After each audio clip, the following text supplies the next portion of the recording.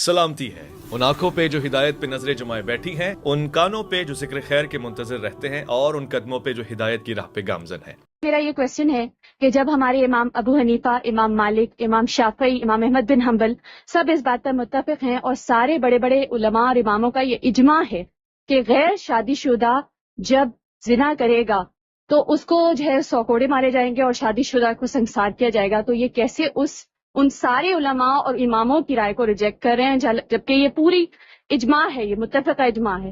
ٹھیک، جی غامدی صاحب، چاروں ائمہ ابھی یہ بات بہت تفصیل کے ساتھ ہوئی ہے کہ اسلامی شریعت اور اسلامی قانون کیا چیز ہے۔ وہ اللہ کے رسول کے حکم کا نام ہے۔ ہمارے ائمہ ہم سب کے لیے قابل احترام ہے، انہوں نے اسلامی قانون کی تعبیر تشریح کی ہے۔ اس تعبیر اور تشریح میں اگر کوئی غلطی ہوگی تو اسے دور ہونا چاہیے۔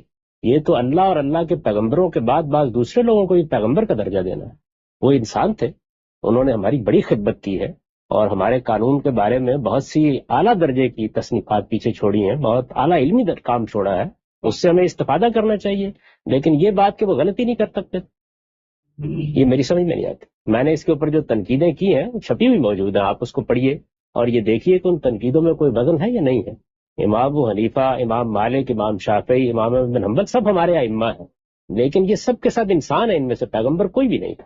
اگر کسی معاملے میں یہ اتفاق کر کے بھی ایک انٹرپریٹیشن پیش کرتے ہیں تو ہمیں دیکھنا ہوگا کہ وہ قرآن و سنت کے دلائل پر مبنی ہے یا نہیں ہے، اس میں کوئی غلطی تو نہیں ہو گئی۔ انسانی سطح پر غلطیاں ہو سکتی ہیں، یہی اصل میں وہ رویہ ہے جس رویے نے اس دور میں بھی اسلام کو دنیا کے سامنے پیش کرنے کے راستے میں رکاوٹیں پیدا کرتی ہیں۔ جب آپ اصول بیان کرتے ہیں تو آپ کہتے ہیں کہ قرآن کا نام اسلام ہے، محمد الرسول اللہ کی بات کا نام اسلام ہے، اس کے بعد یہ آگے کی چیزیں کہاں سے آ جاتی ہیں؟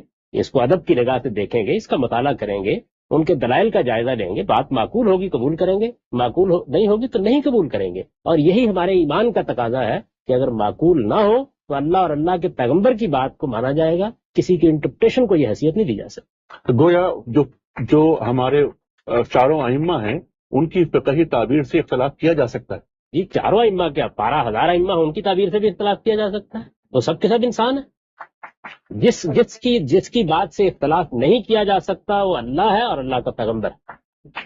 خود امام مالک نے یہ بات کہہ دی تھی اسی زمانے میں کہ صرف نبی صلی اللہ علیہ وسلم کی قبر کی طرف اشارہ کرتے ہوئے، صرف یہ وہ ہستی ہے جو اس قبر میں مدفون ہے جس سے اختلاف نہیں ہو سکتا، باقی ہر انسان سے اختلاف کیا جائے گا۔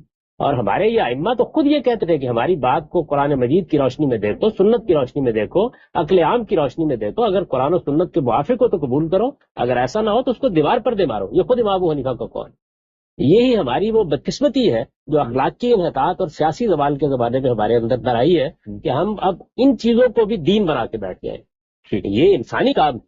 میں نے آپ کو اشارہ کیا تھا کہ علامہ اقبال نے جو سوال اٹھایا تو یہی سوال تھا کہ ہم اب ایک مملکت بنانے جا رہے ہیں، اس مملکت میں ہم کو شریعت نافذ کرنی ہے، شریعت کی فقہی تعبیر کے اوپر کوئی 1000 سال گزر چکے ہیں، وہ ایک مخصوص تمدن میں کی گئی تھی، اس کے مخصوص پس منظر اور حالات تھے، اس میں یہ سوالات پیدا ہوتے ہیں، ان پر دوبارہ غور ہونا چاہیے۔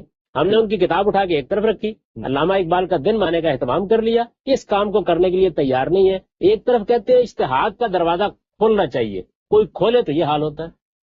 ٹھیک، اچھا، جو 100 کوڑے فلاں سے اختلاف کیوں کرتے ہو، فلاں سے اختلاف کیوں کرتے ہو؟ اختلاف صرف اللہ اور اللہ کے پیغمبر سے نہیں کیا جا سکتا، باقی ہر شخص سے اختلاف ہوگا اور دلائل کی بنیاد پر کیا جائے گا، اور اگر ان کی بات معقول ہے تو آپ ان کی دلیل پیش کیجئے، ٹھیک، سوسائٹی قبول کر ٹھیک ہے۔ تو امام ابو حنیفہ نے 100 کوڑوں اور سنساری پر اپنا فیصلہ یہ سنایا کہ یہ ہونا چاہیے۔ یہ بھی افسانہ ہے، میں آپ سے عرض کرتا ہوں اس کی تفصیل بھی سن لیجیے۔ اچھا، یہ بھی افسانہ ہے۔ اس سزا کے معاملے میں اتنے اختلافات ہیں جس کی حد نہیں۔ دیکھیے بات یہ ہے کہ امام ابو حنیفہ شادی شدہ اور غیر شادی شدہ کی بنیاد پر یہ بات نہیں کر رہے، انہوں نے ایک فقہی اطلاع استعمال کے محسن اور غیر محسن، اور محسن کے لیے 5 شرائط بیان کی۔ اسی طرح بعض دوسرے ائمہ اس معاملے میں مختلف رائے رکھتے ہیں۔ آپ یہ دیکھیے کہ اسحاق بن راہویہ اور ابن حزم اور بعض دوسرے علماء جو ہیں وہ سنساری نہیں بلکہ 100 کوڑے مارنے کے بعد سنساری کی سزا کہتے ہیں۔ اس میں بہت سے اختلافات پہلے سے موجود ہیں۔ یہ بات بھی اصل میں ہمارے یہاں مشہور ہو گئی ہے، یعنی انہوں نے ایک قانون کو انٹرپریٹ کیا ہے، اس کے اندر بے پناہ اختلافات، ان اختلافات میں کسی کی بات صحیح ہو سکتی ہے، کسی کی غلط ہو سکتی ہے، ان کو اگر ان جزیات میں اختلاف کرنے کا حق تھا تو ہم کو کیوں حق نہیں؟ ہم کو بھی حق حاصل، بالکل ہم بھی دلیل کی بنیاد پہ اختلاف کریں گے، غلطی ہوگی تو واضح کریں گے، ادب کے ساتھ کہیں گے کہ جناب آپ کی یہ بات ہماری سمجھ میں نہیں